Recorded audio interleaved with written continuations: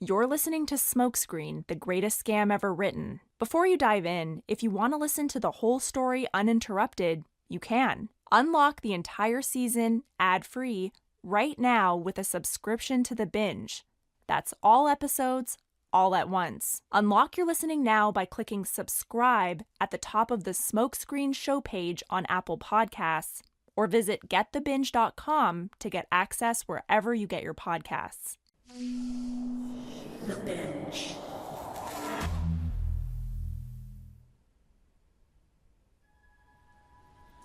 I just literally remember my past lives. I just remember that I was this multidimensional being since I first came here, and strangers would come up to me and just tell me things.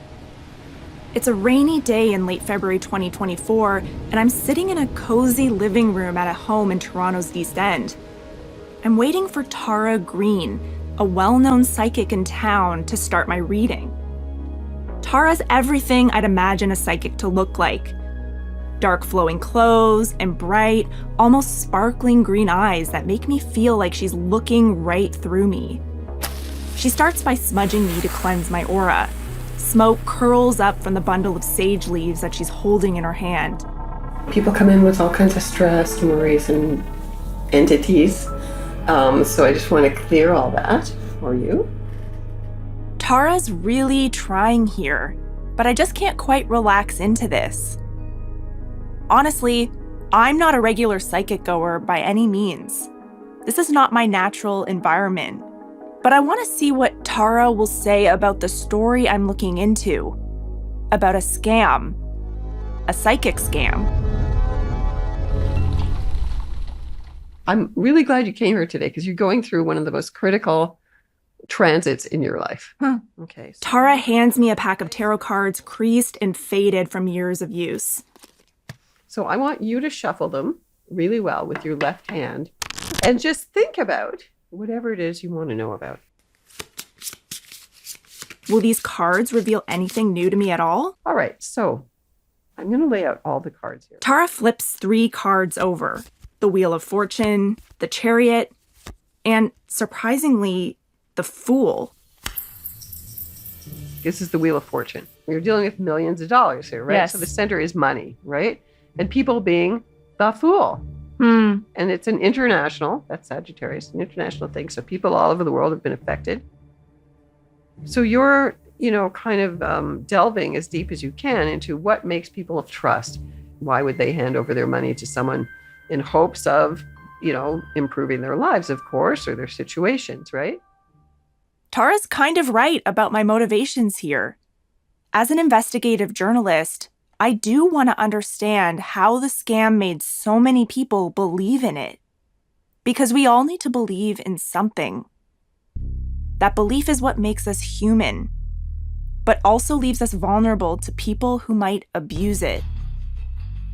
I'm going to tell you the story of this scam, a crime of epic proportions that took almost $200 million from more than 1 million Americans.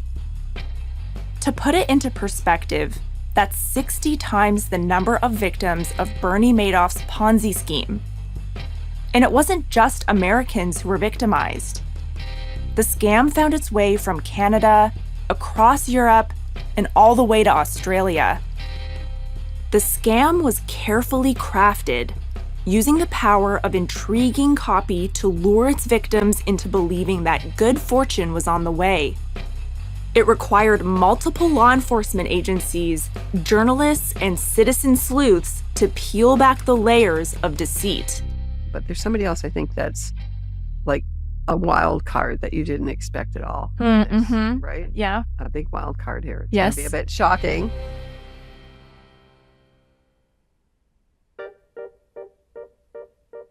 The further down the rabbit hole I get with my reporting, the more my perspective shifts.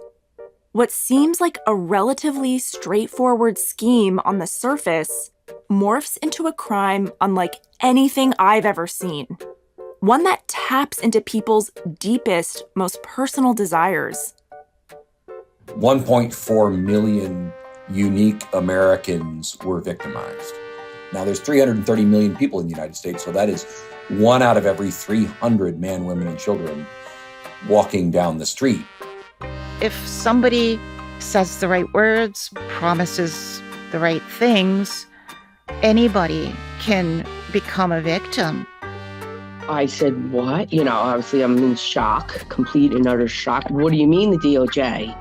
So he had a voodoo doll in his office, and he had little pins on the voodoo dolls representing all the agencies that had gone after his company. I just thought, okay, this guy's different. This has got to be one of the worst crimes in all of history.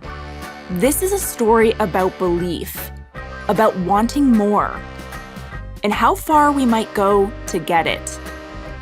I'm Rachel Brown, and this is The Greatest Scam Ever Written from Sony Music Entertainment and ITM Productions. Episode 1, Your Devoted Friend.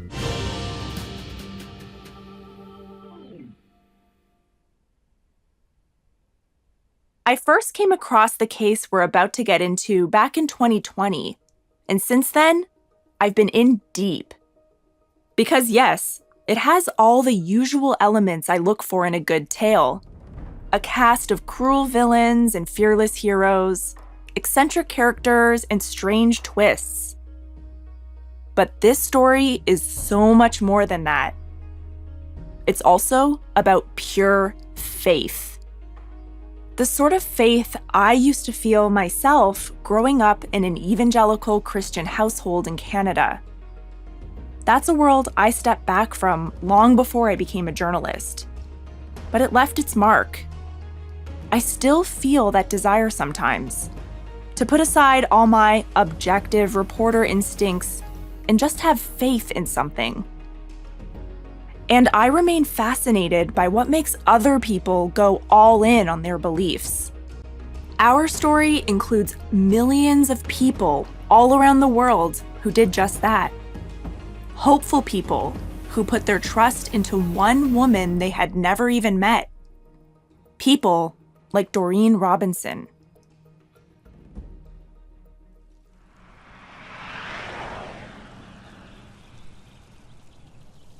It's a sleepy morning in the late fall of 2009 in St. Albert, Canada. St. Albert is the kind of town you move to when you want your life to slow down. It sits on the Sturgeon River, which is popular with cross-country skiers. Probably the most Canadian activity, and I can say that because I'm Canadian. On this frosty day on the 4th floor of a newly built condo near the artsy side of town, a bunch of mail slips through the mailbox onto the doormat. Doreen Robinson, a woman in her early 70s, peers into the bathroom mirror, preoccupied with the deepening wrinkles around her eyes. She straightens up when she hears the sound of the mail hitting the floor in the living room. She rushes to the door, eagerly picks up the pile of mail, and flicks through it to see if she's received anything from her kids. Her heart sinks.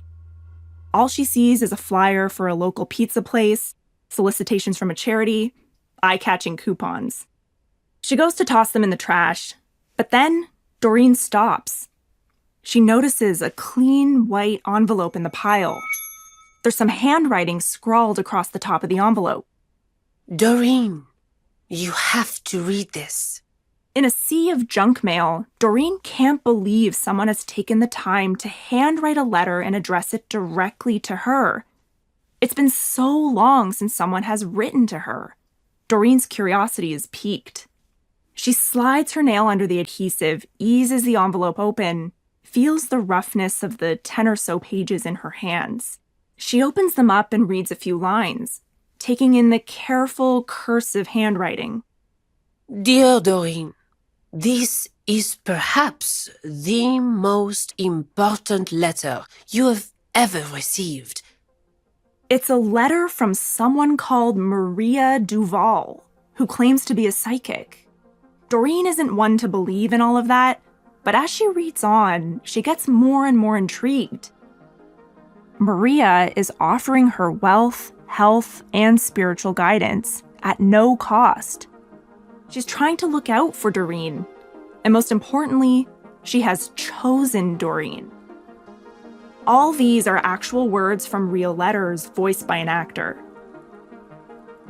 I, Maria Duval, I'm going to prepare your personal astral clairvoyant forecast for the coming month for free. Seems like a no-brainer, right? And what Doreen needs to do couldn't be simpler. As soon as I have your photo, I'm going to be able to concentrate all my psychic strengths further. I will keep the photo with me for the months and years to come, so that my contact as medium can be with you permanently, Doreen. All you have to do is grasp the hand of friendship. We are holding out to you. At the bottom of the final page, Maria signs off, the ink of her signature glistening in the light. I am counting on you and send you all my friendship. Your devoted friend, Maria Duval. Doreen clutches the pages to her chest like a lifeline. It feels like she's been waiting for something like this for a very long time. Doreen doesn't know it yet, but this letter is the start of an intense relationship she'll have with Maria Duval. And it will spiral into something much darker. It just pains me to know that such a strong and independent and financially sound woman could fall victim to something like this. Doreen isn't around anymore to tell her story, but this is her daughter, Chrissy. I was born Christine, but over the years got changed to Chrissy. Alberta is... Chrissy spent the last decade of Doreen's life caring for her. She is, by her metrics, on the south side of 64 years old, with a tangle of blonde, curly hair and bright blue eyes. A few years after I was married, we found a small farm out by Stony Plain. We kind of became modern pioneers on this farmland, trying to set up our dream home. I spent an afternoon getting to know Chrissy, who was on her 3-acre farm in Stony Plain near Edmonton, Canada. Her Chihuahua Aussie was glued to her side throughout the entire interview. She wanted me to understand what her mom was really like long before the first letter arrived. My mom was a very stylish woman. I remember as a little girl watching her. She would always put on the same red lipstick before she went out. And she wouldn't even look in the mirror. And she'd always have it in the lines of her lips perfectly. She even had go-go boots. Knee-high white go-go boots laced up the front. Although Doreen hung up her go-go boots in her later years, she still had passions that she wanted to pursue on her own. After her husband passed away, she moved into a little condo and put space aside for all her creative projects. She specifically wanted a 2-bedroom because she wanted the larger bedroom to be her craft room. She was enjoying her retirement. And then weird things would start happening. Chrissy and her brother noticed that Doreen's starting to forget things. First, small stuff like passwords and keyboard shortcuts. Then, one day, Doreen's car comes back from the mechanic. She didn't have it for about maximum 4 or 5 days. When she got it back, she complained that it didn't go into reverse. She called my brother. He came out to have a look. He says, Mom, it's fine. And it was as if she had forgotten how to drive in those 4 days. Chrissy, overcome with worry, makes an appointment with a doctor, and it's bad news. Doreen is diagnosed with Alzheimer's. She's in her early 70s. The doctors put her on medication to slow the progression of the disease. But Doreen's memory keeps getting worse. Chrissy realizes that her mom needs help day to day, especially when it comes to handling her money. It became evident that I had to take over my mother's finances because she was unable to remember where to fill in a check, so she couldn't pay her bills. In 2012, Chrissy stays over at Doreen's condo, sitting down to help her sift through all the paperwork that's been building up in ever-growing piles around the apartment. And that's the moment when something odd catches her eye. When I was studying her accounts, and I noticed on her bank statements, the bank would give her a copy of all of the checks that have gone through. And I noticed that there was all these checks, usually for $59, to Maria Duval. Maria Duval. Chrissy had never heard of this woman. And yet her mother has been sending her regular payments. Sometimes days apart, sometimes a week apart, but all of these $59. And of course, I asked Mom, what are these payments for? And she either couldn't remember or perhaps didn't want to admit what it was for. Whenever Chrissy asks Doreen about Maria Duval, she becomes secretive, erratic. Maybe it's her Alzheimer's that's prompting this reaction. Or maybe something else is going on. So Chrissy sits down and begins an investigation of her own. So I started getting all of her bank statements together. And here I am with a yellow highlighter going through all these current statements the last 3 or 4 years. I added up that she had paid out almost $5,000 to this Maria Duval. New from the Embedded podcast. Female athletes have always needed grit and talent. But for decades, they've also needed a certificate. There was chit-chat about, is that really a woman? And even now, they're still being checked and questioned. Their story is the newest series from CBC and NPR's Embedded. It's called Tested. Listen wherever you get your podcasts. Hi, I'm Ashley Flowers, creator and host of the #1 true crime podcast, Crime Junkie. Every Monday, me and my best friend Britt break down a new case, but not in the way you've heard before, and not the cases you've heard before.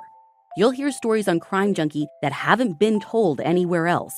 I'll tell you what you can do to help victims and their families get justice. Join us for new episodes of Crime Junkie every Monday, already waiting for you by searching for Crime Junkie wherever you listen to podcasts. Chrissy is floored.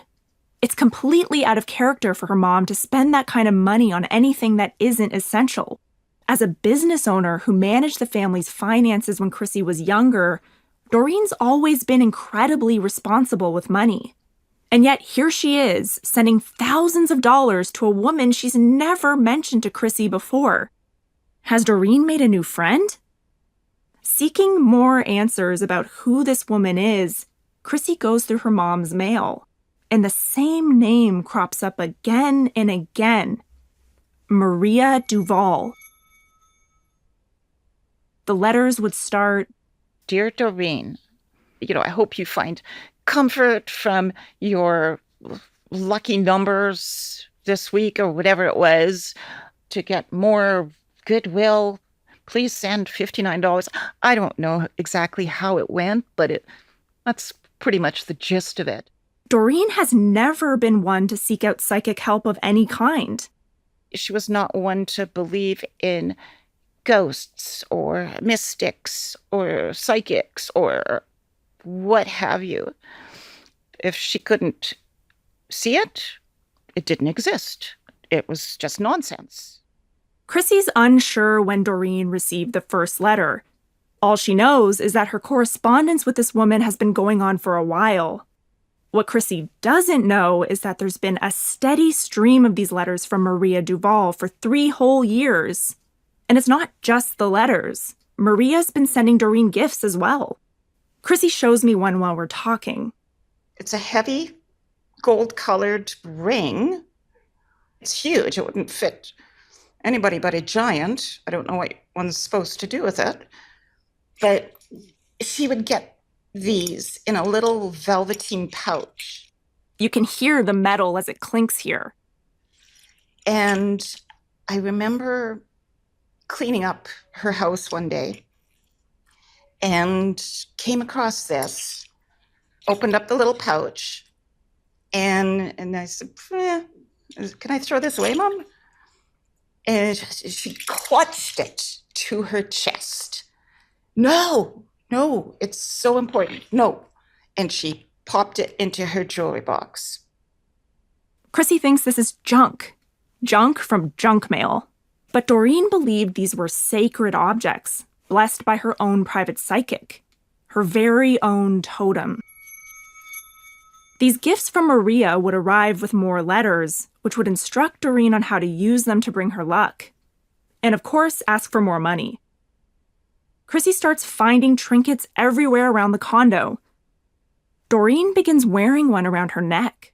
She truly believed that somehow this was going to save her mind from going further into the depths of dementia. It's disgusting. It's a useless trinket. Doreen's deepest desire is to regain her mental capacity, and she genuinely believes that Maria's gifts and words of affirmation will help do that. This realization devastates Chrissy. She no longer recognizes the woman she grew up with. Her mom is now under the influence of a force Chrissy can't understand. A woman she's never met and knows nothing about. Doreen's special friend is promising to change her misfortune and help her think straight again. An idea that she has become fixated on, whilst all other thoughts slip away. Chrissy makes the difficult decision to intervene. With her mother's best interests at heart, Chrissy takes away her checkbook. But this doesn't stop Doreen sending money to Maria. I had discovered that Mom had walked down to the bank. It was about 3 blocks away. Had pulled some money out. I can't remember how much, but a few hundred. Came home, and she tried to send off $59 in paper and coins. It was mind-boggling, gobsmacking. Just, oh. It's like these letters were, I don't know, a type of addiction for Doreen. She was hooked.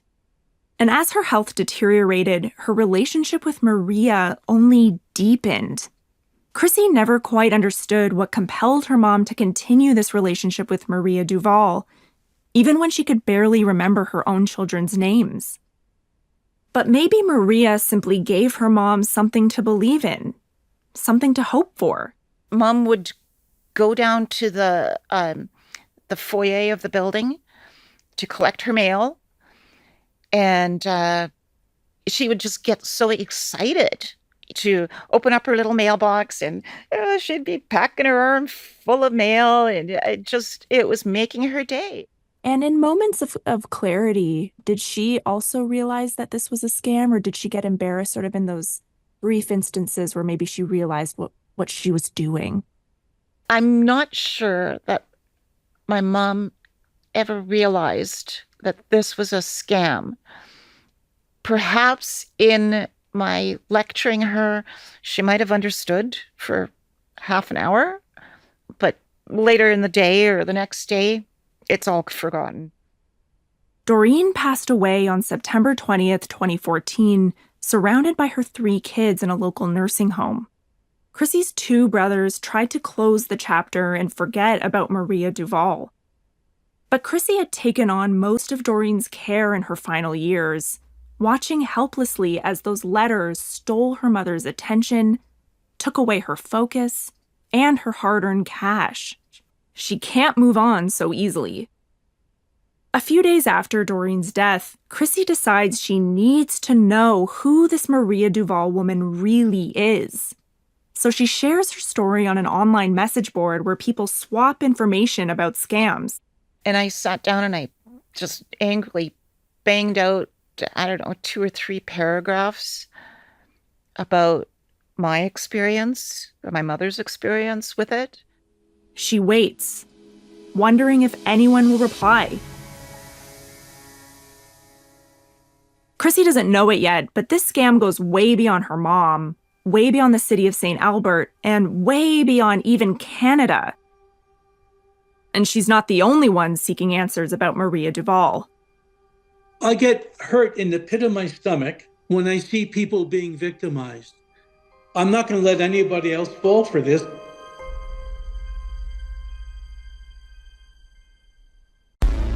Literally hundreds, if not 1,000 needles came down like the heavens were falling. I'm Natalia Petrozella. From BBC Radio 4, this is Extreme Muscle Men.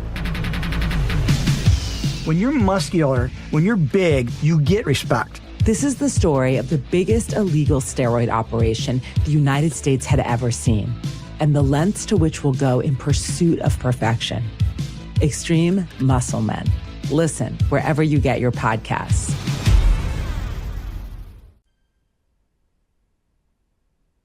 And did you ever try digging around, researching, figuring out who's behind the letters? I phoned the police. I phoned the post office. And neither one was of any help. When the police tell me, well, it's buyer beware, your mother should have been aware, it was, oh, okay, end of story. I can't imagine the frustration of feeling like every door has been slammed shut in your face when the people you assume will be there to protect you refuse to help. But help can come from the most unexpected places. I got this letter in the mailbox addressed to myself personally from Maria Duval. It was like a huge package with about 10 pages in it and pictures of tokens, magic tokens, that if you got this token and sent her $10 or whatever it was, $20, she would provide you with more things to help solve your problems. So you just happened to get this letter in your mailbox? Yeah, everybody in my, and I live in a townhouse community with about 40 units, and every single one of us got it. This is Dr. Terry Polivoy. He's a 79-year-old retired pediatrician based in Waterloo, Ontario, a couple hours outside Toronto. Terry has spent his life working to protect people, and not just patients in his medical practice. He's taken to spending his spare time working as an amateur scam buster, a vigilante of sorts, hunting down and exposing fraudsters and con artists online. It's his life's passion, and he could spend all day telling you about it. Trust me, I know. Well, I think that if I had not been working all these years trying to expose scams on the internet, life would have been a lot simpler for me. And I don't think I'm going to stop doing it, even though my wife wants me to stop doing it. And so when Terry receives this big dossier in the mail from someone named Maria Duval, his spidey senses are immediately tingling.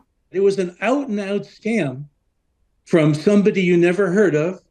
And as soon as you see the name psychic pops to mind, you say to yourself, I'm not going to let anybody else fall for this. I'll do my best to try and stop people from falling for it. Terry's outrage sparks him into action. At first, Terry goes down the same route Chrissy does and tries to report the letters to the authorities.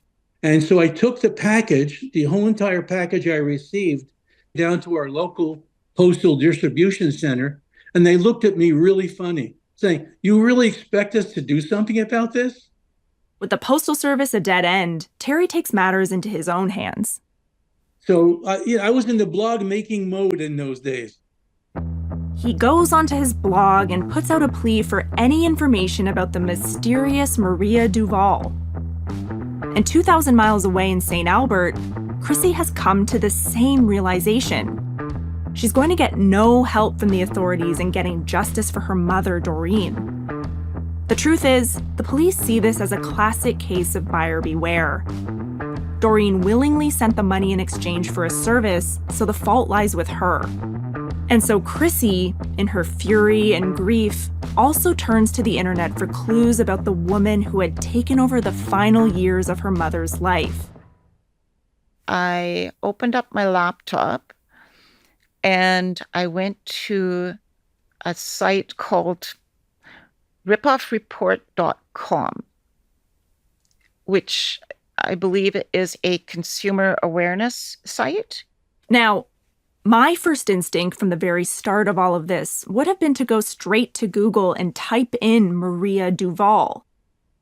But you have to remember that at first, Chrissy genuinely believed in Maria Duval. She may have had deep misgivings about her mother sending money to this mysterious woman, but she had no reason to think that her mother's pen pal was also sending personalized letters to dozens of other people, let alone hundreds of thousands of other people. Chrissy had seen Maria's scrawled writing in black and white, the handwritten signatures, the details about her mom only an intimate friend would know. But now, finally, Chrissy finds herself typing in the name Maria Duval on a scam complaint website and hitting search. It's a total shot in the dark. She waits as the browser loads.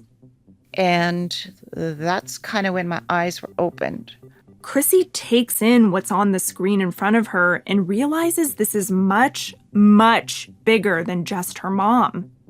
Across the world, thousands of people have been receiving the same letters and responding by sending their life savings to the exact same Maria Duval. Doreen had given a chunk of her own savings to Maria, but it didn't leave her destitute. For many others, it was a different story. I am so absolutely sick of receiving letters from Maria Duval. She can never have enough. She wrote to me and said that she had good news for me and that I'm special. I've been getting them now for over 10 years. She was eagerly waiting on my disability check. And to send her money, and she would send me 3 She is the gifts. biggest scammer ever. And I believed. I sent more money. She should be and in I never prison got a thing, but immediately hit my so she can truck. die there. Lost my job. And none over of the crap she 3 boasts years about with has my best happened. friend and almost my husband because of her. Shame on you, evil woman. I wished she would just leave me alone.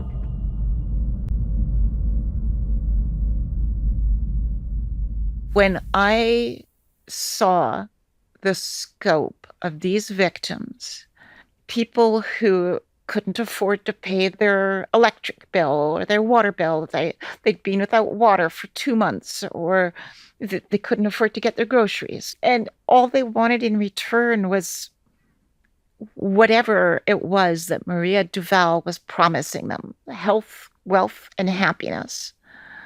It really makes a sane person question how another sane person could attack people that are vulnerable and are wishing for something so bad that they will cling to this ridiculous notion of amulets and lucky numbers.